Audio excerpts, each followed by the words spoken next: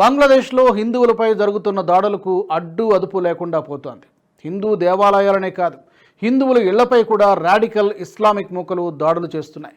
Islamic మూకలే కాదు, మార్పులు చేర్పుల పేరుతో అక్కడి అధికారులు కూడా ఇళ్లను కూల్చివేస్తున్న ఘటనలు జరుగుతున్నాయి. తాజాగా రాజధాని ఢాకాలో ఆస్కార్ విజేత దివంగత బాలీవుడ్ దర్శకుడు సత్యజిత్ రే పూర్వీకుల ఇంటిని కూల్చేశారు.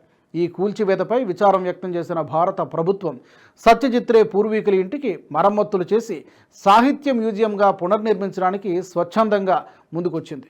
బంగ్లా సాంస్కృతిక పునరుజ్జీవనానికి ప్రతీకగా ఉన్న ఈ భవనం ప్రాధాన్యత దృష్ట్యా కూల్చివేతపై పునఃపరిశీలన జరుపుతామని తెలిపింది. భారత్ బంగ్లాదేశ్ల ఉమ్మడి సంస్కృతికి చిహ్నంగా దాన్ని మరమ్మతు చేయడానికి పునర్నిర్మించడానికి భారత ప్రభుత్వం సహకారాన్ని అందిస్తుందని భారత ప్రభుత్వం స్పష్టం చేసింది. బంగ్లాదేశ్ పురావస్తు శాఖ ప్రకారం ఢాకాకు ఉత్తరాన 120 కిలోమీటర్ల దూరంలో ఉన్న ఈ ఇంటిని ఒక శతాబ్దం క్రితమే ఉపేంద్ర కిషోర్ నిర్మించారు.